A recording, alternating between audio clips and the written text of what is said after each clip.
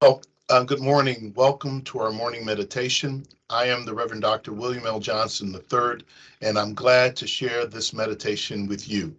As often as we have an opportunity to share in these morning meditations, I am enriched every time because they speak to me, speak to my life, speak to my experiences in life, and speak to my hope, my belief that our Creator, God, always sees, always knows, and journeys with us through the difficult moments in our lives as well as the high mountain moments in which we find ourselves during the course of living, engaging and sharing with one another.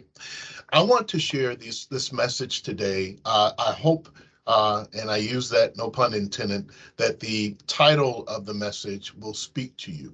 And I want to talk with you for a few moments on what we've entitled Where All Hope Lies. Where All Hope Lies. I wrote some notes to myself as I thought about what to share with you today. So bear with me. I'm going to look and refer to these notes from time to time.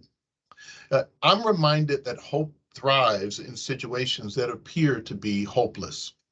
And as often as we take a panoramic view of our lives from time to time, sometimes in reflection, sometimes in meditation, sometimes unintentionally, we might find ourselves thinking and drifting off in imagining what life would be like if we were not or had not made choices or did not have circumstances to break our way.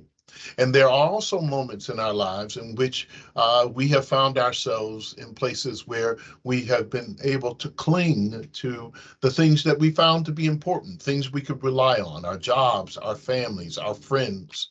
But there are also moments in life in which we may have found ourselves not being able to depend on all of those things we used to be strong and healthy and able to do for ourselves.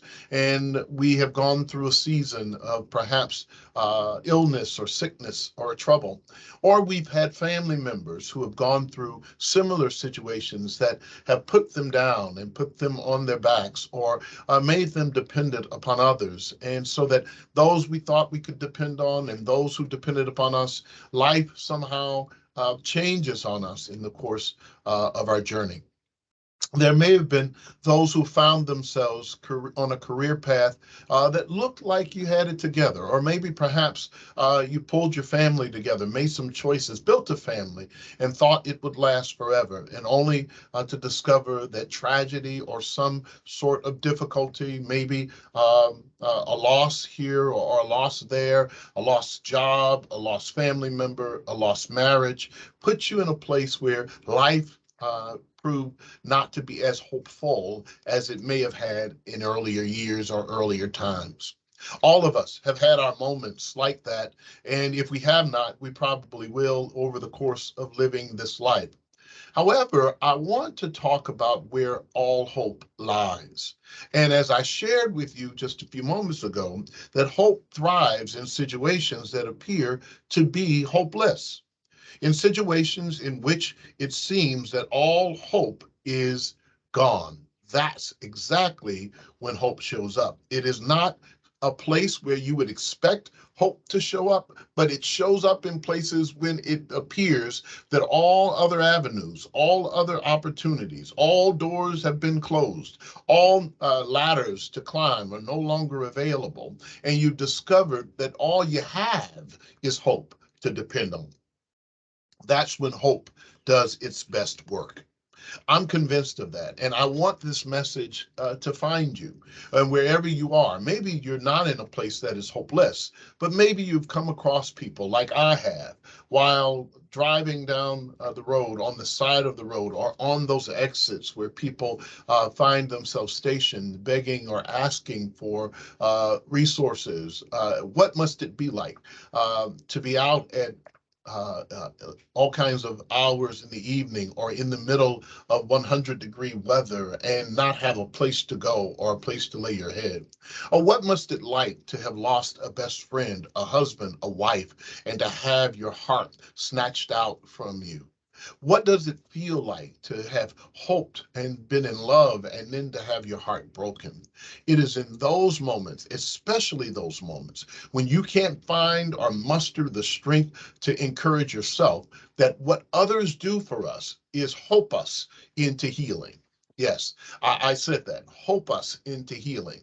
I have learned that it has been other people in the course of my life that when I was at my wit's end and life was the most difficult, and I didn't have the ability to think about or to imagine another reality, it is in those moments that people who were friends or even strangers deposited a bit of hope into my life that I couldn't carry on my own, but maybe perhaps they went to God or went to others or friends and they hoped me into help. Yeah, I like that. Hope me into healing, rather. In other words, when I couldn't get up and couldn't move on my own, when I couldn't think of another way, someone else hoped for me when I couldn't hope. And that is when what I've discovered, that hope lies in places where it appears to be hopeless. And even when we can't hold it, someone else comes along to help us out. It's an amazing thing that hope can be what it is. Hope is not logical and it is not a reasonable way of thinking. But hope is stubbornly resilient and ruthlessly courageous. I wrote these notes to myself because I've been observing things. And when I have found people as a chaplain in the hospital, or even as a minister in the congregation, or just as a person involved and engaging in life with other people, I've discovered some of the most valiant people have found hope in hopeless situations. And they have proven to me that hope has some special power because it refuses to lose even when it has to prove logic and reason wrong. Yeah, I've learned that, and I want to encourage you in that as well. While I was in seminary, many moons ago it seems, I had the pleasure of reading and discovering what I call a great philosopher, a great German philosopher by the name of George Wilhelm Friedrich Hegel. And Hegel postulated a theory or an idea known as the Hegelian dialectic. Now, I'm going to be a nerd right here and a geek because I do that sometimes in theological circles and I can't help myself, but here it is. The Hegelian dialectic sounds a little like this. There are moments and situations in our lives, in all life, in all circumstances, where you begin with a singular or a similar idea of what is happening. You can deal with it, it's a situation. He would call that the thesis, or those who have studied him would call it a thesis. That is the working thing that we're starting with. So by example, I may discover that there is a place where I'm hopeful for love or life or joy or a career path. My thesis is that in which I believe will come to pass, and I am moving that way. However, the opposite to that thesis, or the opposite to understanding that situation as a thing, is the antithesis. And that is the opposite of that which challenges that theory, or challenges that belief, or challenges those set of circumstances that we're trying to build. In other words, you may want to have a family with 3 kids and 2 cars and a home, and you might work toward that. But there's always this counter thing that comes to push back up against that in which you started with. And whatever the theory is, whatever the thesis is, there is always an antithesis. And many of us have found ourselves discovering that we would rather have things work out exactly the way we want, the way we designed it. Matter of fact, maybe perhaps you created a plan for your day or a plan for your week. But really, how many of us have really lived up or had the plans that we laid out work exactly the way we had planned them? I would dare say not many of us. Most of us, no matter what we have planned, it had to take a detour one way or another, and things did not always and do not always show up and come out the way we planned them. In fact, most times they don't. They might get close to it, but there's some variation of change because life is filled with fluidity and it is not static the way we might put it on paper or draw out our calendar or write our hopes and dreams or cast our vision board. Life does not work out just that way. And you know what? It's okay that it doesn't, because the antithesis challenges the things that we thought we really wanted, or the things that we thought were the best thing for us. And as I've said before, there are a whole lot of things in my life that I thought I wanted, thought I needed, thought I should have, but I am so glad that I did not have those things work out the way that I wanted them. I grieved that they didn't. I was angry because they didn't. I found myself frustrated because they didn't. But now, as time has passed, I look back on it now, and I am so glad that they didn't work out the way I had planned it. Because sometimes, many times, they worked out better than I could have imagined. Maybe that's you. So Hegelian dialectic starts with a thesis. It's big words, but starts with a singular situation or hope or idea, and that is challenged by the antithesis. But the outcome of it, that third thing, is synthesis. And that is where what I call hope. It is where that in which we never expected, that in which we never saw, that in which we would have given up if we had stopped just because we met some headwinds or had some difficulty or had a broken heart or lost a loved one or found ourselves fired or trying to figure out a new career path or not graduating from school on time or not really seeing our children grow up the way we want them to grow up. All the disappointments in life can come and snatch away the joy of living, except for hope. Hope lies in the face of those things being turned on their head, but then really still working out for our good. And that's where all hope lies. I call that hope, that place, what Hegel might call a synthesis, or someone else may call it a synthesis. I call that place the place where I have met God over and over and over again. That God worked it out for me in my life, that the circumstances worked out the way they should have.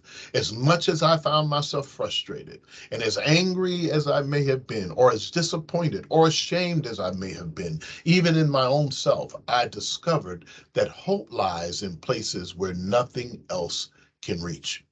So what's the work? What's the homework, chaplain? Here is the homework. Reverend Dr. Johnson, whatever you want to call me, here's the homework. I challenge you to hope someone else into healing. Hope them. You don't have to say it, but start talking in your spirit, in your mind, hoping for the best for them.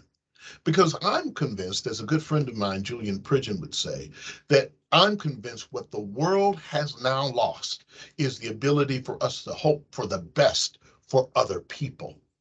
We hope for it for ourselves, but we have failed to hope for the best for others. In fact, many people find themselves hoping that the others don't succeed so that we can find a way in to the door, that they don't get promoted so that we can get in, or is some ulterior motive for why we're doing things. But I'm inviting you to hope someone else into healing, hope someone else into happiness, hope someone else into wholeness. In other words, look at them. If you have to drive by them, hope that the door opens. And when hope comes to fruition, the other things do too. Actions follow hope. And you move in a direction, because once you hope it here and here, then actions follow. Then you start doing things, thinking ways, and opening doors. And while you're doing all this hoping for other people, do some hoping for yourselves. Where hope lies is at the center where God is, in our created self, not just in the thesis or the thing that's happening that we're faced, not in the antithesis or the challenge that comes with the thing that happens, but in the synthesis, in the way that the Creator works the things out in our lives. And how do I know this?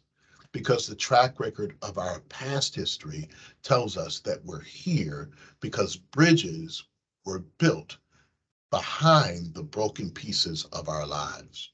We found how to build bridges from broken things because we had hope that we could.